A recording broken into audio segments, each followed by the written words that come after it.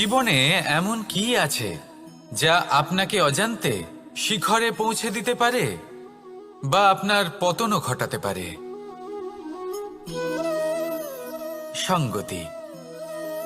যদি আপনি কোনো শ্রেষ্ঠ ব্যক্তির সঙ্গ লাভ করেন, তাহলে তার শুভ চিন্তা, তার গুণ, তার স্বভাব আপনার মধ্যে চলে আসবে। আপনি আরো শ্রেষ্ঠ হয়ে উঠবেন। আবার সেখানেই যদি আপনি কোনো দুষ্ট ব্যক্তির সঙ্গতি লাভ করেন, কোনো খারাপ মানুষের সঙ্গতি লাভ করেন, তাহলে আপনার শুভ চিন্তা, আপনার গুণ, তা যে কখন আপনার থেকে কেড়ে নেওয়া হবে সেটা আপনি জানতেও পারবেন না। দেখুন, এই সঙ্গতি হলো অত্যন্ত গুরুত্বপূর্ণ। এই সঙ্গতি আপনার নিয়তি নির্ধারণ করে। আপনাকে উদাহরণ দিলে, বৃষ্টির ফোঁটাকে দেখুন। যদি কোনো ফোঁটা গাছের পাতায় এসে পড়ে, তাহলে তা জীবন দান করতে পারে। যদি এমন কোনো ফোঁটা সাপের মুখে এসে পড়ে, তাহলে তা বিষে পরিণত হয়। যেমন সঙ্গ, তেমন নিয়তি। এবার দুর্ভাগ্যের বিষয় হলো এটাই যে বর্ষার ফোঁটা নির্ধারণ করতে পারে না সে কোথায় পড়তে চায়। তার নির্বাচনের ক্ষমতা নেই। কিন্তু আপনি, আপনার কাছে তো বিবেক আছে, আপনি ভাবতে পারেন, চিন্তা করতে পারেন।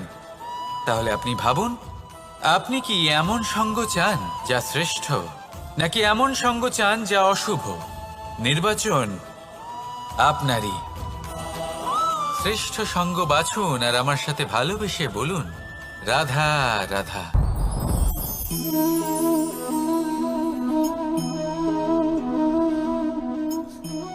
মুক্ত।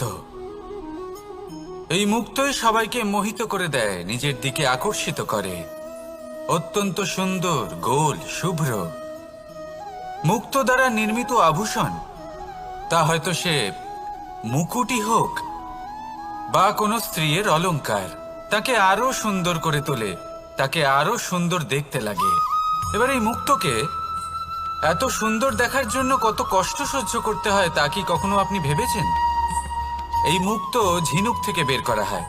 ঝিনুক, যা কিনা সমুদ্রের তলদেশে থাকে। ওকে কত কষ্ট সহ্য করতে হয়, জলের চাপ সহ্য করতে হয়, সমুদ্রের স্রোত সহ্য করতে হয়। এই ঝিনুককে এত কষ্ট সহ্য করতে হয়, এই মুক্তকে এত কষ্ট সহ্য করতে হয়, তারপরে এর রূপ এত সুন্দর হয়। যদি আপনিও আপনার পরিশ্রমের সৌন্দর্য, নিজের পরাক্রমের সৌন্দর্য এই সংসারে প্রকাশিত করতে চান, তাহলে আপনাকেও কষ্ট সহ্য করতেই হবে। তাই জীবনে যখনই সংকট আসবে, বিপদ আসবে, সমস্যা আসবে, তখন একে সুযোগ হিসেবে গ্রহণ করুন। কারণ এই বিপদের সাথেই লড়াই করে আপনি মুক্তর মতোই পরিশুদ্ধ হয়ে উঠবেন। তাহলে আসুন আর আমার সাথে ভালোবেসে বলুন, রাধা রাধা। আপনি কি জানেন আপনার জীবনে আপনার আসল জীবনসাথী কে হন? মাতা পিতা, ভাই বোন, স্বামী স্ত্রী? না, আপনার আসল জীবনসাথী হলো আপনার শরীর। সেই শরীর যার দিকে আপনি কখনো নজরই দেন না, ঠিক কি না? এবার যে মানুষ এই রহস্য বুঝতে পারেন, তার জীবন এমনি শুভ হয়ে যায়। আপনি নিজেই দেখুন না, সে সংসারের মঙ্গলই করা হোক বা সত্যের রক্ষা করা হোক, তা সে শত্রুর সাথে যুদ্ধ করা হোক বা মিত্রকে রক্ষা করা হোক, এই শরীরই তো কাজে আসে। তপস্যাতে, বলিদানে, পরিশ্রমে এই শরীরই হলো আধার, ঠিক কিনা? তাই আমাদের কর্তব্য হলো যে আমরা যেন নিজের শরীরের যত্ন নিই। আমরা কি খাই, আমাদের কি খাওয়া উচিত, এটা যেন বুঝি। কোনটা সুপাচ্য আর কোনটা নয়, এটা যেন বুঝি। কারণ যেমন হবে অন্ন, মনও তেমনই হবে। যত ভালো অন্ন, তত ভালো মন। আর সুস্থ শরীর হলো সুস্থ মনের আধার, এ কথা অবশ্যই মনে রাখবেন। আর যদি মন সুস্থ থাকে, তাহলে সকল শুভ উদ্দেশ্য পূর্ণ হবে। তাহলে আসুন আর আমার সাথে ভালোবেসে বলুন, রাধা রাধা। কথায় আছে যে জীবনের আধার হলো সম্পর্ক, প্রসন্নতারও এবং ঈশ্বরের সাথে দেখা পাওয়ারও। এবার এই সম্পর্কের আধার আসলে কি? সেবা? না। বোঝাপড়া? না। অপেক্ষা? না। এই সম্পর্কের আধার হলো বিশ্বাস। যদি বিশ্বাস ভেঙে যায় তাহলে জেনে রাখবেন যে সম্পর্করূপী এই ভবন এর ভিতই ভেঙে গেল। আর যদি ভিত ভেঙে যায় তাহলে সেখানে অন্য কোনো ভবন নির্মাণ সম্ভব নয়, সম্ভবই নয়। এই সমস্ত সম্পর্কের বিশ্ব বিশ্বাসে বসবাস করে। এই বিশ্বাস হলো অত্যন্ত গুরুত্বপূর্ণ। এই বিশ্বাসের জোরেই আমি আর রাধা কোনো সাংসারিক বন্ধনে আবদ্ধ না হয়েও এক অত্যন্ত দৈব অলৌকিক বন্ধনে আবদ্ধ। এ হলো বিশ্বাস যার দ্বারা 11 অক্ষৌহিনী সেনার সামনে অর্জুন দাঁড়িয়েছিল এবং জয়ী হয়েছিল। এই বিশ্বাস হলো অত্যন্ত গুরুত্বপূর্ণ, তাই বিশ্বাস করতে শিখুন, বিশ্বাস দিতে শিখুন, বিশ্বাস পালন করতে শিখুন, আর আমার সাথে ভালোবেসে বলুন রাধা রাধা। এই সংসার অত্যন্ত বিচিত্র এক স্থান। এ সত্য খুঁজতে থাকে, আর সত্য খুঁজে পেলেই তা প্রমাণ করতে চায়। সে চায় তার প্রমাণ পেতে, সাক্ষী পেতে চায়। সেক্ষেত্রে আমাকে বলুন যে সত্য কি করতে পারে। সেই ব্যক্তি যে সত্যকে ধরে আছে সে কি করবে? কিছুই নয়, কিছু করার প্রয়োজনই নেই, শুধু তাতে টিকে থাকতে হবে। সেই হিমালয়ের মতো যা আজ পর্যন্ত টিকে রয়েছে। যদি আপনি সত্যবাদী হন তাহলে আপনার কিচ্ছু প্রমাণ করার কোনো প্রয়োজন নেই। যদি প্রয়োজন থাকে তাহলে সত্যের সাথে টিকে থাকার। এই সময় নিজে সাক্ষী হবে, নিজে প্রমাণ দেবে। এই নিয়তি স্বয়ং প্রমাণিত করবে যে আপনি সত্যবাদী ছিলেন, আপনি সত্যের পথে ছিলেন। তাহলে আসুন আর আমার সাথে ভালোবেসে বলুন রাধা রাধা। ঈশ্বর আমাদের হাত প্রদান করেছেন। হাত যা জড়ো করা হয় প্রণাম করার জন্য, ঊর্ধ্বগামী হয় প্রার্থনার জন্য। এই হাত যার দ্বারা আমরা খাবার খাই, ফসল উৎপাদন করি। কিন্তু এই হাতের দ্বারা সবথেকে শ্রেষ্ঠ কাজ কি হতে পারে? সেবা। আগে হ্যাঁ, সেই হাত যা সামনে এগিয়ে আসে সেবা করার জন্য, যে সেবা করে তাদের যারা দুঃখে থাকেন, নিরাশ হয়ে থাকেন, যারা সেবা করেন তাদের যারা কিনা দরিদ্র। সেই হাত হলো সব থেকে অধিক মহান। ঈশ্বরকে দীনবন্ধু বলা হয়ে থাকে, কারণ যারা দুঃখী হন, নিরাশ হন, দরিদ্র হন, ঈশ্বর তাদের সাহায্য করেন, তাদের সহায়ক হন, তাদের মধ্যে ঈশ্বর বাস করেন। তাই আপনারা যদি এটাই করেন, যারা দুঃখে আছেন, নিরাশ হয়ে আছেন, যাদের সাহায্যের প্রয়োজন রয়েছে, যদি আপনি তাদের সাহায্য করেন, তাহলে আপনি এমন এক চৈতন্য লাভ করবেন যে আপনি তৃপ্ত হয়ে উঠবেন। তাহলে সবার সেবা করুন আর আমার সাথে ভালোবেসে বলুন রাধা রাধা। আজ আমার কাছে একটা হাতুড়ি রয়েছে। অত্যন্ত শক্তিশালী হলো এই হাতুড়ি।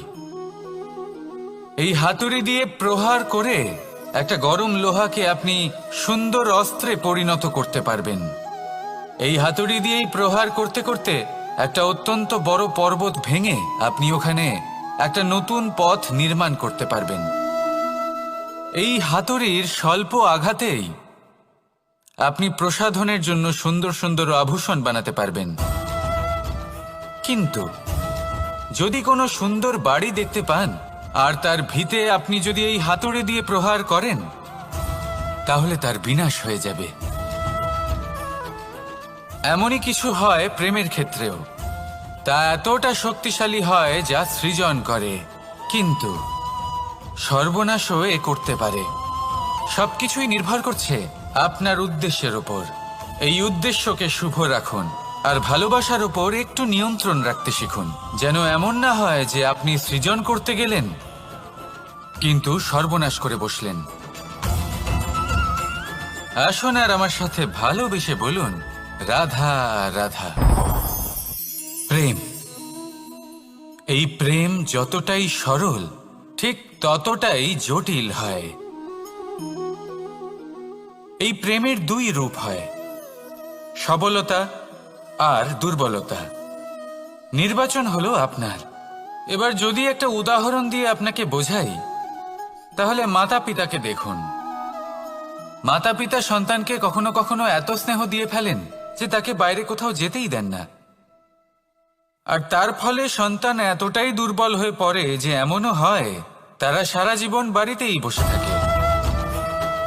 এবার যদি এই মাতা পিতাই এই ভালোবাসায় সাহস জুগিয়ে দেন, সেই সন্তানকে বলে দেন যে যাও, এই সংসারকে অনুভব করো, নিজের প্রারব্ধ নিজেই রচনা করো, এই সংসারে সব থেকে শ্রেষ্ঠ হয়ে দেখাও, সব থেকে উঁচুতে উঠে দেখাও, তাহলে সন্তান অবশ্যই এটা করে দেখাতে পারে।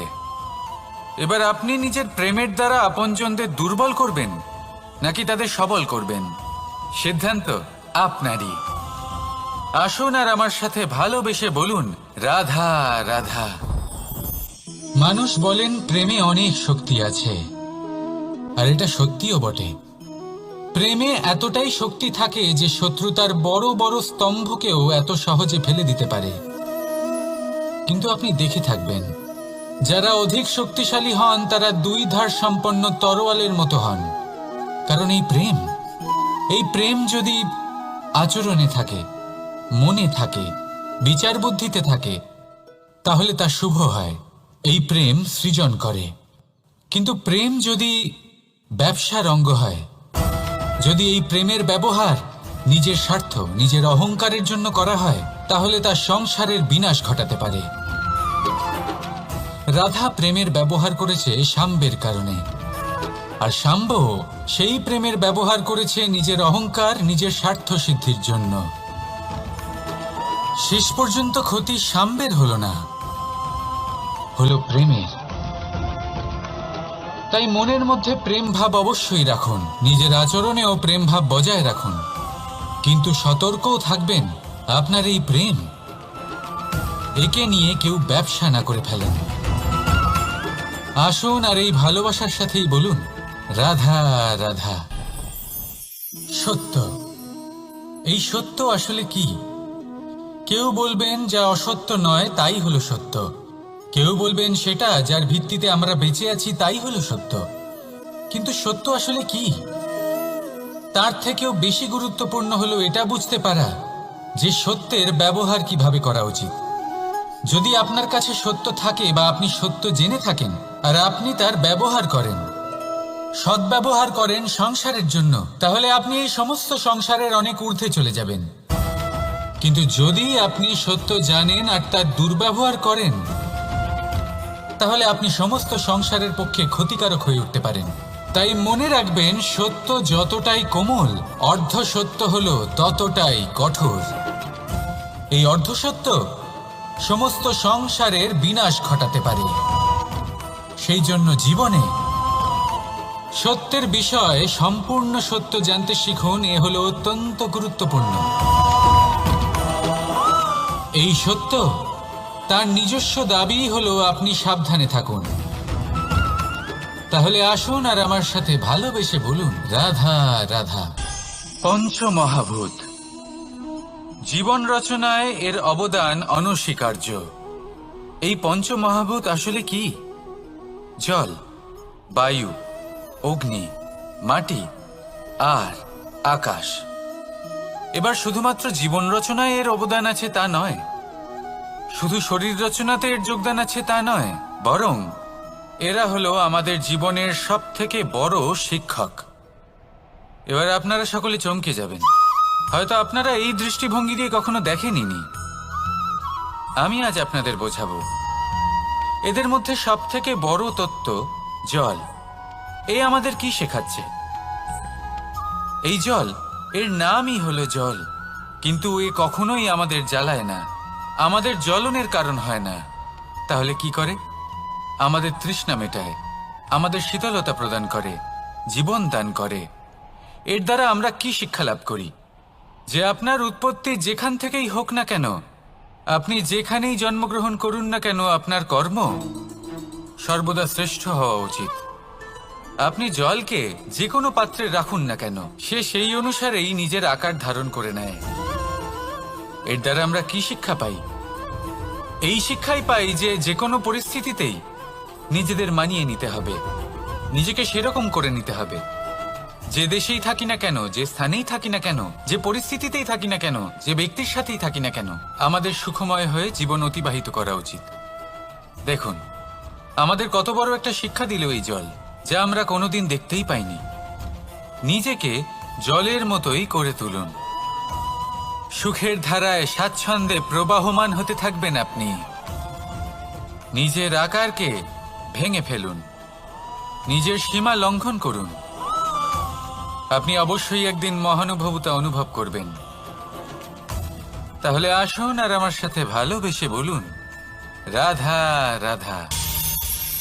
জীবনের পঞ্চমহাভূতের দ্বিতীয় তত্ত্ব হল মাটি, ভূমি, ধরা, যে ধারণ করে, যা আমাদের সকলকে ধারণ করে, ভালো হোক বা মন্দ, নিজের কর্তব্য পালন করে। আর এটাই শিক্ষা আমাদের জন্য। আমাদেরকেও আমাদের সকল কর্তব্য পালন করতে হবে, তা সে আমাদের নিজেদের প্রতি হোক, আমাদের পরিবারের প্রতি হোক, সমাজের প্রতি হোক বা ঈশ্বরের প্রতি। এই শিক্ষা আমাদের মাটি দিয়ে থাকে। এ আমাদের পদতলে পিষ্ট হয়েও তার বদলে আমাদের বনস্পতি প্রদান করে। অগ্রসর হতে পদক্ষেপ নেওয়ার সময় আমরা পা দিয়েই ধরিত্রীকে পিছনে ঠেলি, কিন্তু এই মাটি আমাদের ঘৃণা করে না। সে আমাদের পরবর্তী পদক্ষেপের জন্য অপেক্ষা করে আর স্বাগত জানায়। আর হয়তো সেই জন্যই এই ধরাকে আমরা ধরিত্রী মাতা বলে থাকি। আর তাই এই পদবী, এই সম্মান, এই ভালোবাসা, এর আকার বা এর ভারের জন্য একে প্রদান করা হয় না, প্রদান করা হয় এর স্বভাবের কারণে। আপনিও যদি ধরিত্রীর মতো হতে পারেন, যদি আপনিও নিজের সকল কর্তব্য পালন করেন, বিশ্বাসের সাথে তা স্বীকার করে নিতে পারেন, যদি অন্য কারোর সাফল্যেও আপনি প্রসন্ন হতে শিখতে পারেন, যদি আপনি একটু কষ্ট সহ্য করে অন্য কাউকে প্রসন্নতা প্রদান বা অন্য কাউকে সেবা করতে পারেন, তাহলে আপনিও মাটির মতোই মহান হয়ে উঠতে পারবেন। তাহলে আসুন আর আমার সাথে ভালোবেসে বলুন, রাধা রাধা। জীবনের পঞ্চমহাভূতের মধ্যে একটা তত্ত্ব হল বায়ু। বায়ু যাকে কিনা দেখা যায় না, বরং তাকে কিন্তু আমরা অনুভব করতে পারি। আর একে সব থেকে বেশি অনুভব করতে পারি তখন যখন বায়ু কম থাকে। বায়ু যদি লুপ্ত হয়ে যায়, তাহলে তখনই আমরা বুঝতে পারি যে বায়ু তো নেই, এ তো সমস্যার ব্যাপার। এবার এই বায়ু দ্বারা আমরা কি শিক্ষা পাই? এই বায়ু আমাদের এই শিক্ষা দেয় যে আমাদের কখনোই অহংকার করা উচিত নয়। আমরা সকলেই কখনো না কখনো চাই যে আমাদের শ্রেষ্ঠতা, আমাদের যোগ্যতা, আমাদের মাহাত্ম্য এই সংসার বুঝতে পারুক। আর নিজের মাহাত্ম্য প্রমাণ করার জন্য শক্তি দেখানোর কোনো প্রয়োজন নেই।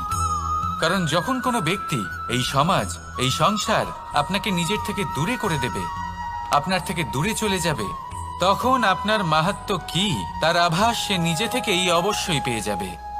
আপনার কিছুই করার প্রয়োজন নেই। বায়ুর মতো হয়ে উঠুন। বায়ু যার কিনা কোনো ভার নেই, কিন্তু যখন সময় আসে, যখন সে তুফানের রূপ নেয়, তখন অত্যন্ত বড় বড় বিধ্বংসী কাজ সে করে ফেলে। আর তখন এর শক্তির কোনো তুলনাই হয় না। বায়ু যে নিজের সঞ্চালন দ্বারা পৃথিবীকে প্রাণ দেয়, নিজের পরিবহন দ্বারা এই মেঘ সৃষ্টি করে, এই ধরিত্রীর তৃষ্ণা নিবারণ করে। বায়ুর মতো যদি আপনি হয়ে উঠতে পারেন, তাহলে হালকা হয়ে যাবেন, ওপরে উঠতে পারবেন এই সংসার, এই ভৌতিকতা, এই মোহ মায়া থেকে। আর তখন আপনি বুঝতে পারবেন যে প্রেম কাকে বলে। তখন আপনি বুঝবেন যে দান করাই হলো জীবন। তাহলে আসুন আর আমার সাথে ভালোবেসে বলুন, রাধা রাধা।